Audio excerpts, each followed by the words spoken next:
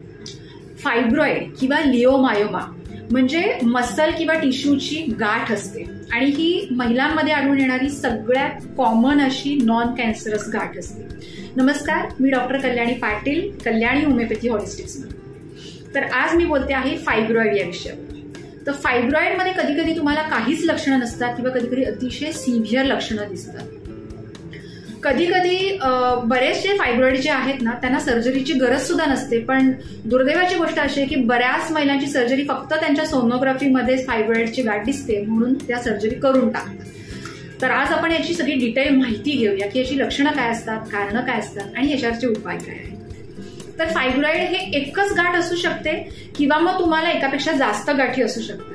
त्याची साईज अगदी 1 mm एवढी लहान असू शकते किंवा मग 20 सेंटीमीटर एवढा मोठा डायमीटर असलेली सुद्धा गाठ फायब्रॉइडमध्ये दिसून येते. म्हणजे अगदी सोप्या भाषेत सांगायचं तर एखाद्या छोट्याशा बी एवढी साईज पण असू शकते फायब्रॉइडच्या गाठीची किंवा एखाद्या मोठ्या कलिंगडा एवढं सुद्धा फायब्रॉइड दिसून येतो.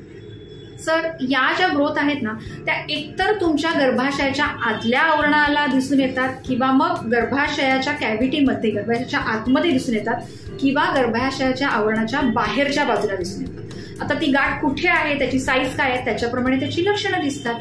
मग काय असतात लक्षणं?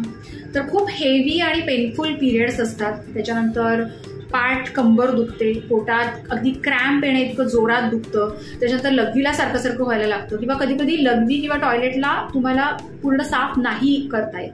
त्याच्यानंतर तुम्हाला पोटामध्ये सतत काहीतरी गाठ असल्याचं फिलिंग किंवा काहीतरी सूज असल्याचं फिलिंग यायला लागतं. तुमची प्रेग्नन्सी एकतर तुम्हाला इन्फर्टिलिटी होते किंवा प्रेग्नन्सी असलेली कॉम्प्लिकेशन निर्माण होऊ शकतात. पण सगळ्या फायब्रॉइडला सर्जरीची गरज अजिबात नसते. इव्हन होमिओपॅथीमध्ये खूप छान प्रभावी औषधं आहेत ज्याच्यामुळे फायब्रॉइडची गाठ डिझॉल्व्ह होऊ शकते. तर सगळ्यात महत्वाचं आहे की तुम्ही तुमचं वजन कंट्रोलमध्ये ठेवा.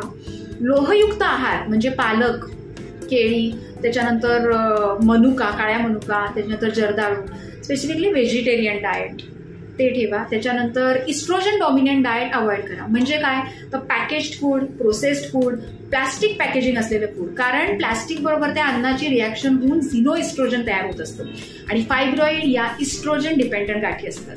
त्याच्यामुळे हे सगळं जर तुम्ही पाळलं तर तुम्हाला एकतर फायब्रॉइड होणारच नाही आणि तुमचा असलेला फायब्रॉइड तुम्हाला त्रास देणार नाही. तर आजच्यासाठी इतकं. पुन्हा भेटू पुढच्या व्हिडिओमध्ये. बाय.